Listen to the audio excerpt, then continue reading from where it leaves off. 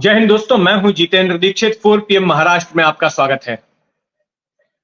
लोकसभा चुनाव के मद्देनजर बनाया गया इंडिया गठबंधन चुनाव के पहले ही बिखरता नजर आ रहा है। पहले ममता बनर्जी ने ऐलान किया कि वो चुनाव पूर्व गठबंधन नहीं करेंगी और आम आदमी पार्टी को लेकर भी मामला फंसा हुआ है। तो वहीं अब नई समस्या खड़ी हो गई है पलटू राम को लेकर। जी हां, वही राजनेता जो पलटू राम से जाने जाते हैं, बिहार के मुख्यमंत्री नीतीश कुमार। तो पलटू राम फिर एक बार पलटी मारने जा रहे हैं, इस तरह की चर्चा हो रही है। जो भी घटनाक्रम नजर आ रहे हैं उससे ये संकेत काफी कड़े तौर पर मिल रहे हैं कि वो इंडिया गठबंधन छोड़ने वाले हैं और फिर से एक बार एनडीए में शामिल होंगे। तो बिहार की राजनीति के लिए तो ये बड़ी बात होगी ही, लेकिन इसके साथ साथ लोकसभा चुनाव के पहले का भी ये बहुत बड़ा घटनाक्रम होगा। क्योंकि जहां एक तरफ बात हो रही थी कि एक साझा टक्कर दी जाएगी तमाम विपक्षी पार्टियों की ओर से बीजेपी को, तो वहीं दूसरी ओर इन दलों के बीच आपसी मनमुटाव की खबरें लगातार आ रही हैं।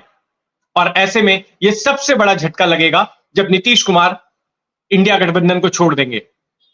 अब इसी इंडिया गठबंधन का एक छोटा स्वरूप महाराष्ट्र में भी है।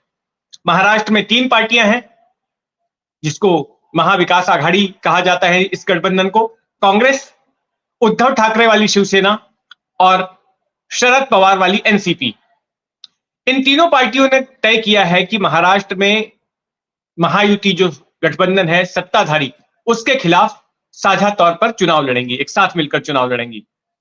और इसको लेकर बीच में सीटों के बंटवारे की खातिर कुछ बैठकें भी हुई, चर्चा भी हुई। लेकिन कल के दिन मुंबई के ट्राइडेंट होटल में एक निर्णायक चर्चा होने वाली थी, जहां पर कि लगभग फॉर्मूला तय हो जाने वाला था कि कौन सी पार्टी कितनी सीट पर चुनाव लड़ेगी और किन किन सीटों पर चुनाव लड़ेगी। लेकिन इन तीनों ही पार्टियों के बीच आपसी मनमुटाव इतना है, आपसी खींचतान इतनी है और हर पार्टी की महत्वाकांक्षा इतनी है कि कोई समझौता नहीं हो सका, कोई फॉर्मूला निकलकर बाहर नहीं आ सका। करीब 5 से 6 घंटे तक ये पूरी बैठक चली थी, जहां पर इन तीनों ही पार्टियों के नेता एक साथ बैठे थे। तो क्या झगड़ा रहा, क्यों कोई फॉर्मूला नहीं तय हो पाया? उसके पीछे कारण यह है कि महाराष्ट्र में जो कुल 48 सीटें हैं, उनमें से 30 सीटों पर तो बात हो चुकी है कि 30 सीटों पर कौन सी पार्टी अपने उम्मीदवार उतारेगी, कौन कौन सी सीटों पर किस पार्टी का उम्मीदवार होगा। लेकिन अभी भी 18 पार्टियां ऐसी हैं जो कि फसाद की जड़ बनी हुई हैं और उनको लेकर विवाद हो रहा है। अब इन 18 सीटों में से 6 सीटें मुंबई की हैं। मुंबई की सभी 6 सीटों पर साल 2019 में शिवसेना बीजेपी के गठबंधन की जीत हुई थी, अविभाजित शिवसेना की। अब शिवसेना दो फाड़ हो गई है, आधे से ज्यादा शिंदे के पास चले गए हैं सांसद और बाकी ठाकरे गुट के पास हैं।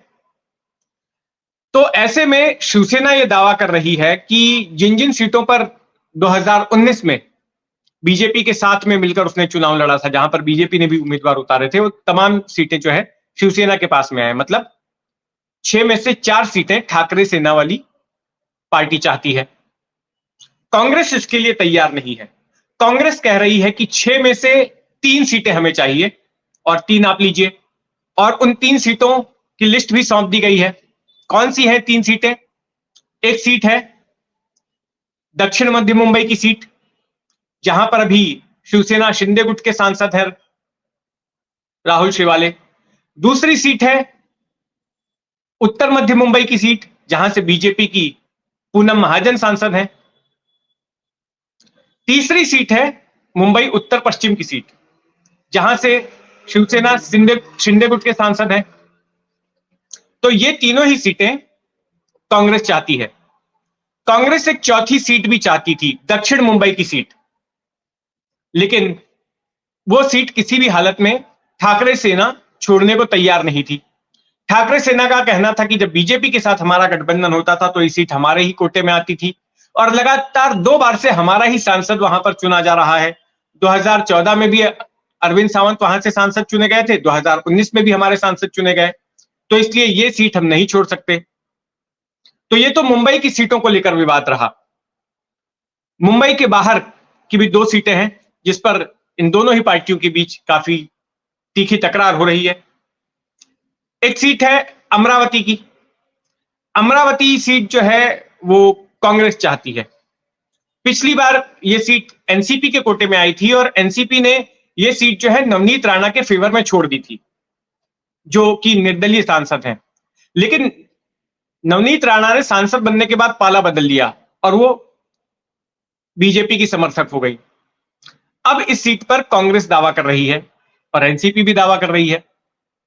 दूसरी तरफ शिवसेना का मानना है कि अकोला और अमरावती की ये दो सीटें हैं, प्रकाश आंबेडकर की पार्टी वंचित बहुजन आघाड़ी को दे देना चाहिए।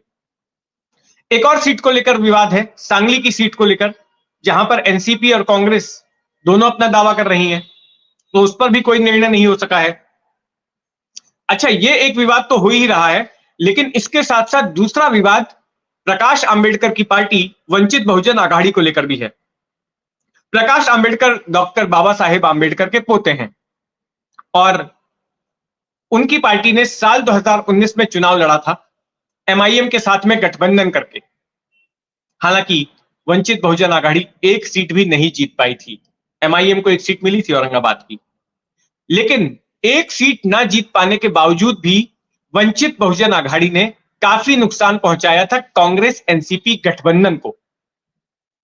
इसकी वजह से कई सीटों पर चूंकि वोट कटे थे, तो कांग्रेस एनसीपी के उम्मीदवारों की हार हुई थी। इस बार वैसा सिनेरियो ना दोहराया जाए, इसके लिए महाविकास आघाड़ी चाहती है कि प्रकाश आंबेडकर को भी साथ में ले लिया जाए। कल जो बैठक हुई ट्राइडेंट होटल में, उसके लिए प्रकाश आंबेडकर को भी बुलाया गया था, लेकिन उस बैठक के लिए जो निमंत्रण पत्र भेजा गया, उसमें नाना पटोले ने साइन किया कांग्रेस की तरफ से, और शिवसेना की तरफ से संजय राउत ने साइन किया था, जयंत पाटिल ने एनसीपी की तरफ से साइन किया था। तो ये बात प्रकाश आंबेडकर को अपमानजनक लगी, क्योंकि वो खुद स्वयं एक पार्टी के अध्यक्ष हैं और इस बैठक में पार्टी के अध्यक्ष नहीं शामिल थे। उनका कहना था कि अगर निमंत्रण देना है तो तीनों पार्टियों के अध्यक्षों का सिग्नेचर होना चाहिए। शिवसेना से उद्धव ठाकरे का सिग्नेचर होना चाहिए, कांग्रेस से मल्लिकार्जुन खड़गे का सिग्नेचर होना चाहिए, एनसीपी से शरद पवार का सिग्नेचर होना चाहिए। इनके हस्ताक्षर क्यों नहीं है? और यहां तक कि उन्होंने नाना पटोले पर निशाना साधा, जो महाराष्ट्र कांग्रेस के अध्यक्ष हैं, कि आपके दिमाग में केमिकल लोचा हुआ है, आपके दिमाग में लोचा हुआ है। क्या आपको अधिकार दिया है आपकी पार्टी ने कि सीटों के बारे में आप बातचीत कर सकें, चर्चा कर सकें? आपको तो अधिकार है ही नहीं, तो मैं आपसे बात क्यों करूं? तो इस तरह के तीखे तेवर जो है अपनाए प्रकाश आंबेडकर ने।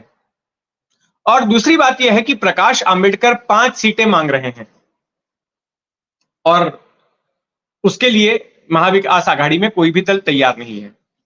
शिवसेना का कहना है कि उसके कोटे से वो 2 सीटें छोड़ सकती है, अकोला और अमरावती की, लेकिन उससे ज्यादा सीटें प्रकाश आंबेडकर को नहीं दी जाएंगी। तो अब देखते हैं इस मामले में आगे क्या होता है। 30 तारीख को फिर से एक बार बैठक बुलाई गई है सीट शेयरिंग पर चर्चा के लिए, तो उसमें क्या निकल कर आता है, हमारी उस पर नजर बनी रहेगी। आप भी अपनी नजर बनाए रखें 4 PM महाराष्ट्र पर। इस खबर पर आपका क्या कहना है कमेंट बॉक्स में जरूर लिखें, और अगर आपने अब तक इस चैनल को सब्सक्राइब नहीं किया है तो सब्सक्राइब कर लें। धन्यवाद।